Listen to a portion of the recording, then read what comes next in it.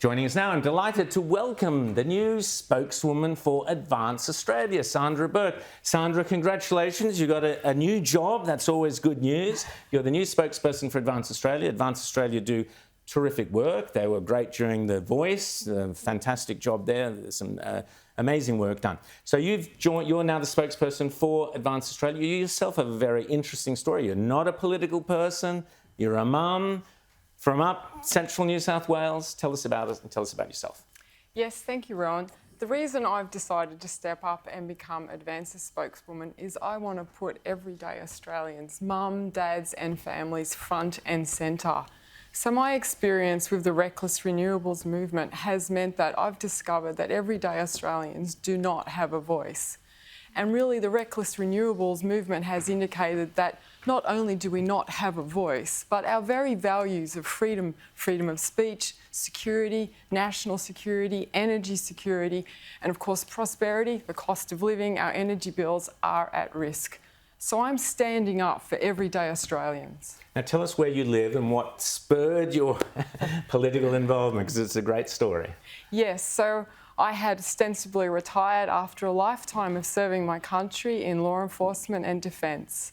And then I discovered that Chris Bowen had decided to put 300 massive turbines off our amazing beach where my family have lived for 100 years. As a community, we rallied together. We wrote hundreds of letters, we had a protest, and we realised, in my opinion, that this was a predetermined outcome, that the government had no intention of listening to us. Then I discovered that this was happening all over Australia. Right now I'm touring around Australia making a mini documentary, and regional communities in far north Queensland down to Victoria across to South Australia are being steamrolled by Chris Bowen's reckless rollout of renewables. And really the communities there have no voice, they're being neglected, they're being divided. But what makes it even worse, and this is where I find it really disturbing, is it just won't work. We know for a fact that from an engineering perspective, from an environmental perspective, from every perspective, cost, the rebuild, the overbuild, this will not work. This will not deliver Australia clean, cheap, affordable energy. Australians need to wake up and vote the Labor, Green and Teal government out. Rita. Certainly won't give us reliable energy when we need it.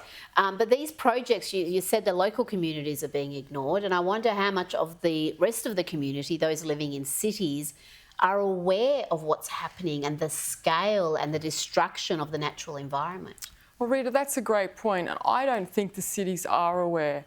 I think that because of the divide that we first saw with the reconciliation, the division under this current government is continuing.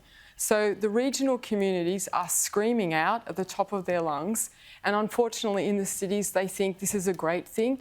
But they don't see it, because so many people who live in the city don't travel to the countryside in any sort of regular basis. They go to Manly Beach and Bondi Beach. Well, there are no windmills there. There's no windmills there, but I think city people, even the ones who think this sort of thing is sustainable, workable, if they saw the destruction, if they saw the beautiful natural environment impacted, habitats destroyed, if they knew about the decommissioning costs of these massive wind turbines, I think they would very much be concerned. But I think it's out of sight and out of mind, and Labor seems to be capitalising on that ignorance. Oh, 100%. I totally agree. And that's one of the reasons why Advance is making a documentary to show the sheer destruction. And it's astonishing that this movement has brought together environmentalists, the Greens are 100%. Nowhere to be seen, but true environmentalists. Yeah. We see the explosive destruction up north and right down to the Goyder wind farm, where we see whole ridges being exploded to make way for these. We want to bring that to the city. The city needs to wake up and realise that renewables are not the solution. It's morally reprehensible for our government to believe that rolling out 100% renewables will solve our energy problem without putting nuclear on the table, without lifting the ban on nuclear power. Well, this is something I want to ask you about here because, I've done a lot of work down in Gundari in New South Wales talking to communities that are furious about a solar farm that's going in there. No one ever asks them if they want it. They're just told this is going in there. You're in one of these economic zones where this is going to happen. Just yesterday, I was outside Goulburn and, huge wind towers. Nobody quite understands how big these things are until you drive right up to one of them. Polluting the landscape, just the visual amenity of this gorgeous country is absolutely destroyed. When you talk about nuclear, the first thing that Labour says is, oh, the people don't want it out there. People don't want it. They're not telling us what communities are going to have to absorb a nuclear reactor and all of these sorts of things. And yet they seem very willing, Sandra, to go and drop these community-dividing, amenity-destroying projects, agriculture-destroying, food security-destroying projects on these communities. And again, it seems to me that it's about that country-city divide. Absolutely, James. And you're absolutely right. I have seen these massive solar installations. I was up far north. There's a massive 18,000 hectare one going in. All of the farmers are up in arms. The footprint of these reckless renewables is incredible and will only continue.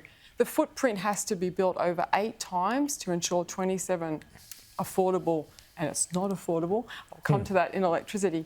The overbuild on our poles and wires, the lack of recycling, the environmental damage, the massive footprint compared to nuclear is insane.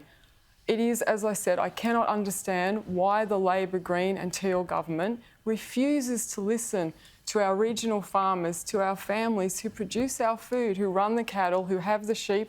I've stood there in their sheds with them while they are in tears as their family's been broken down. I went to one farmer, 40 hectares.